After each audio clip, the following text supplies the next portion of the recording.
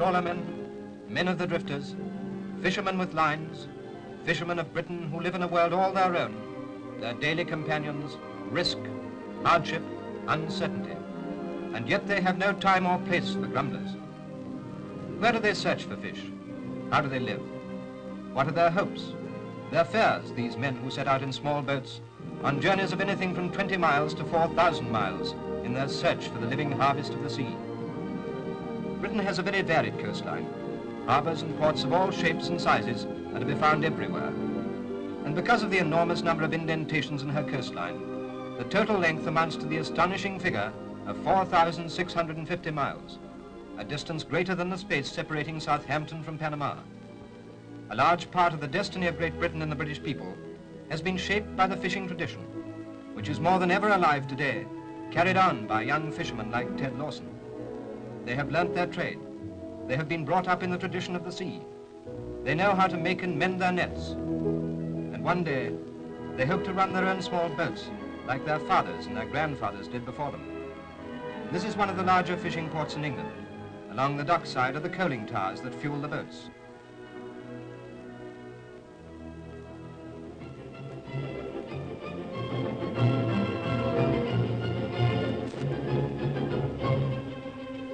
This factory manufactures the ice that the trawlers stack in their holds for preserving the catch until port is reached again.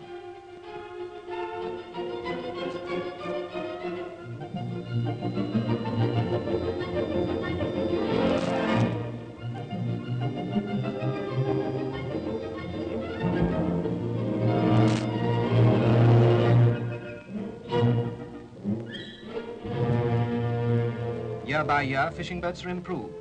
Marketing conditions under government supervision are better than they ever were. But actual fishing methods are not very different from those employed by the apostles Peter, Andrew, and James when they lowered their nets into the Sea of Galilee nearly 2,000 years ago. It was a fine and honorable calling then. It is the same today. The grey light of dawn sees the boats preparing to slip away from the fish docks. The unconcern of the men themselves gives the impression they might be going for a half-day pleasure trip instead of a voyage lasting 3 or 4 weeks, possibly to battle with some of the worst weather in the world, against mountainous seas, against winds that whine like voices in hell, and with one object, to bring back the fish for the larders of Britain and elsewhere. The sluice gates opening, the boats nose their way slowly and carefully out into the broad expanse of the North Sea. Hour by hour, as the pale morning sun creeps higher into the sky, struggling for existence among a mass of grey cloud, fishing craft of all types move out to sea. Trawlers, drifters, fishing boats, fishing smacks, and fishing schooners, all off on their regular job. And it's worthwhile remembering that if you have to make your living from the sea, the smaller the boat, the bigger the adventure. If there is bad weather ahead, out come well-worn oilskins. The sea can pound good and hard, shaking the boat from stem to stern. The rivets creak and groan. The trawlers pitch fore and aft.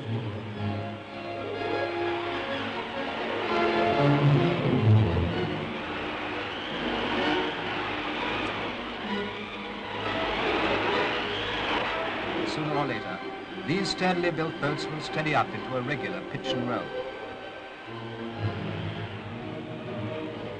Nearing the fishing ground, the trawler nets are hoisted and examined for possible breakages. On deck, activity is the keynote. At a command from the skipper, down trawl. The trawling nets are shot over the side. The winches grind out. Down goes the net. Down, down to the sea bottom, 50, 60, 70 fathoms below, off on its journey to scrape the ocean bed. Then another shout from the skipper, a clang of the engine room telegraph, and off scampers the trawler through the dark waters, full speed ahead. Nor-northeast and a half east, says the skipper. Nor-northeast and a half east, repeats the man at the wheel. Just so long as fog and snow keep out of the way, the skipper refuses to be worried. He would sooner fight the most terrific gale than have to navigate in poor visibility, and for that reason, fog and snow are his worst enemies. But tonight, the weather is reasonably fine, and with the green water slipping silently away from the bows, the crew have a chance to take time off for an hour or two's sleep. Most of them turn in their wet clothes, only stopping to gulp down a mug of steaming tea and chew a hunk of bread and meat. There is a fixed rule. No matter how much a man likes to drink on shore, out of port, not one drop of alcohol is touched by anyone, from skipper to deckhand. tea takes its place. And to meet with the men's approval, it must be very hot and sickly sweet. Out of their bunks and once more up on deck, again the winches start to grind, but this time laboriously. Up come the trawling nets, slowly and heavily. The fish pour from the net, covering the deck, overflowing to the scuppers. Silver-green cod, red-spotted plaice, fine turbot, grey-green whiting, haddock, skate and silver sole, all very much alive. It is the crew's job to sort out the fish, to gut, to wash and to clean them, ready for lowering into the holes where they are packed and iced. It's no joke gutting live fish with the sea running high and the cold so intense that the knife almost freezes to your fingers. At the skipper's orders, the trawl net is shot every 5 or 6 hours until the holes are full. Then, with the catch on board, the race for their home port begins, the race to be first at the markets.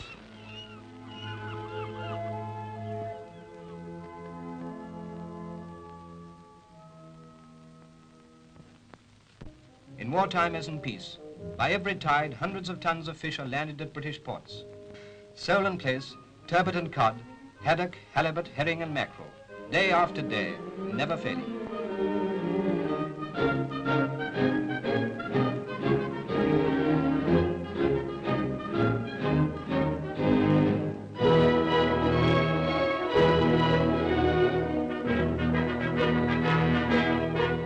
Sometimes when they reach their simple homes, dog-tired and red-eyed as they are through lack of sleep, a distress call will be sent out.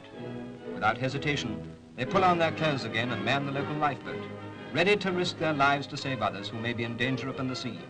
There is nowhere they won't venture, no task they shirk to help others in danger.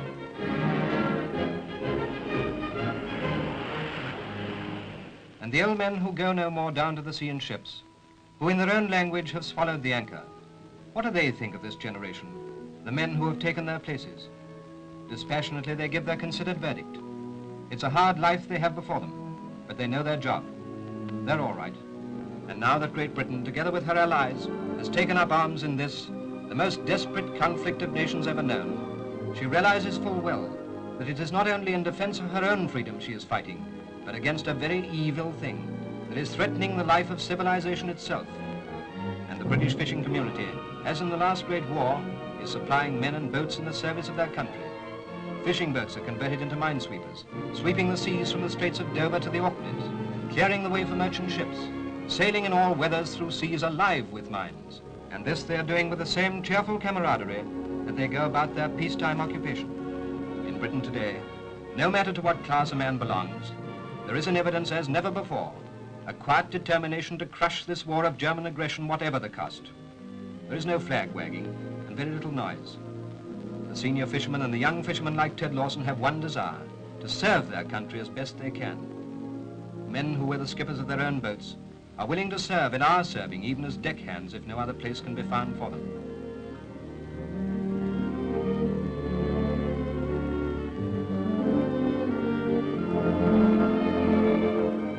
Today, in some of the smaller villages in Britain, there is a strange quiet. The men folk are away fishing or in the Royal Naval Reserve and Volunteer Reserve. It may be quite a while before the cobblestones will resound again with the clump of their heavy boots. Some will never return. But whatever job they have set their hands to, it'll be well done. The strength of the British fisherman lies in his faith, and his faith in the inexhaustible bounty of the sea, and in the steadfastness of a tradition that will not pass away, so long as there is a fishing net to lure and a ship to sail.